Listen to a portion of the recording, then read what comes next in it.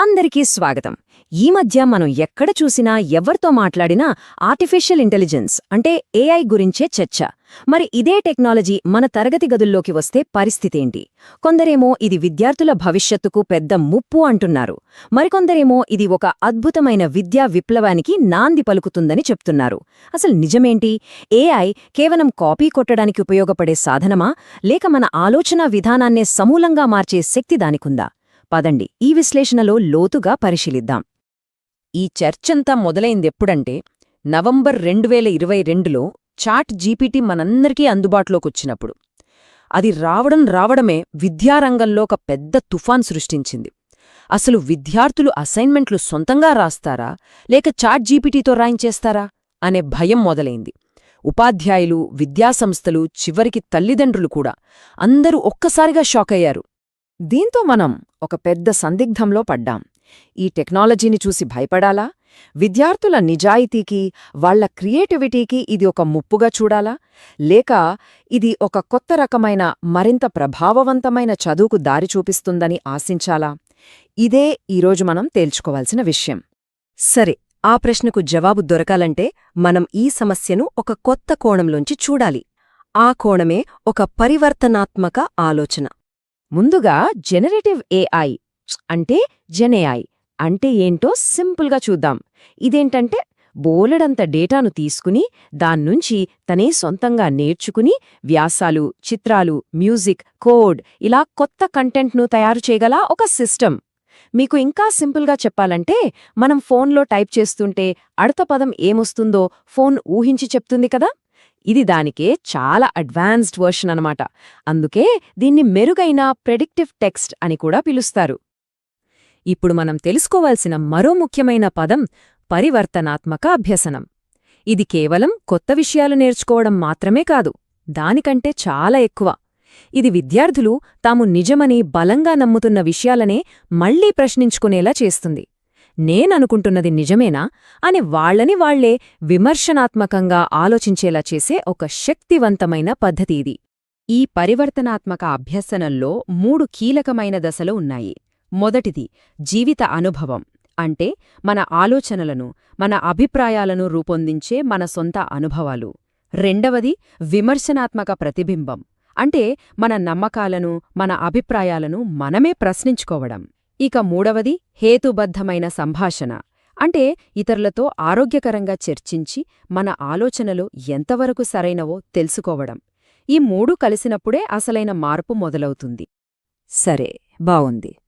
కానీ ఈ పరివర్తనాత్మక అభ్యసనానికి ఏఐకి అసలు సంబంధమేంటి? అసలు ఏఐ ఈ లోతైన మార్పును విద్యార్థుల్లో ఎలా తీసుకురాగలదో ఇప్పుడు చూద్దాం. ఏఐ తీసుకురాగల అతిపెద్ద మొట్టమొదటి మార్పు వ్యక్తిగతీకరించిన అభ్యసనం. అంటే తరగతిలో అందరికీ ఒకేలా పాఠం చెప్పే పాత పద్ధతికి స్వస్తి పలికి ప్రతి ఒక్క విద్యార్థికి ప్రత్యేకంగా వాళ్లకి తగ్గట్టుగా పాఠాలు చెప్పడం. అదెలా సాధ్యమో చూద్దాం.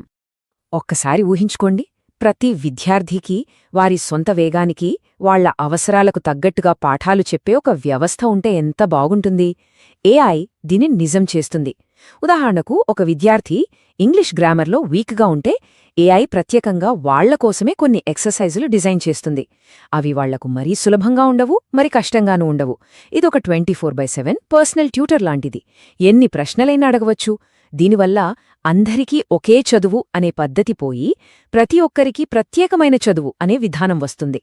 ఇక ఏఐ వల్ల కలిగే రెండో అద్భుతమైన ప్రయోజనం తక్షణ ఫీడ్బ్యాక్.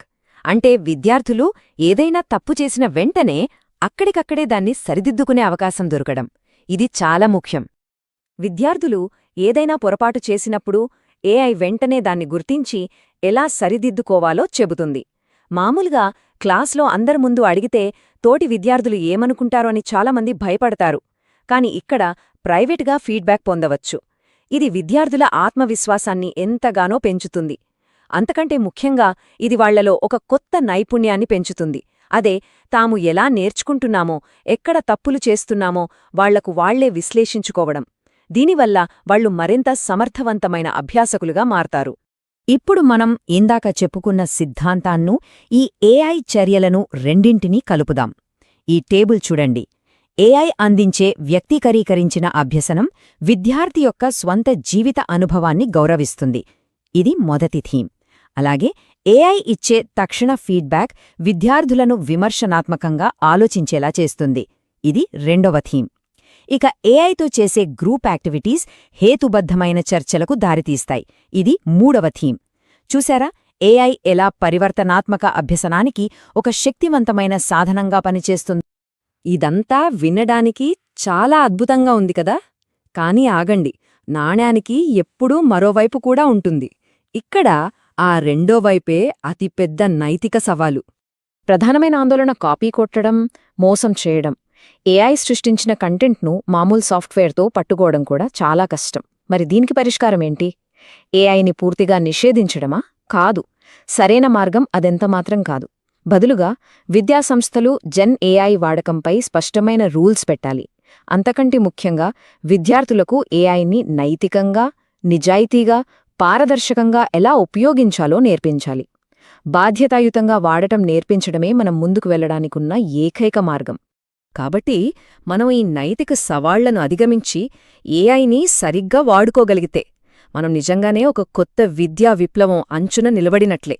మనం విశ్లేషిస్తున్న ఈ ఆధారం చెప్పే ముఖ్య విషయం ఏంటంటే, జనరేటివ్ ఏఐ సామర్థ్యాలను సరిగ్గా వాడుకుంటే విద్య అనేది అందరికీ ఒకేలా అనే పాత పద్ధతి నుండి ప్రతి విద్యార్థి అవసరాలకు అనుగుణంగా మారే ఒక డైనమిక్, అభ్యాసకుడు కేంద్రీకృత నమూనాకు మారగలదు.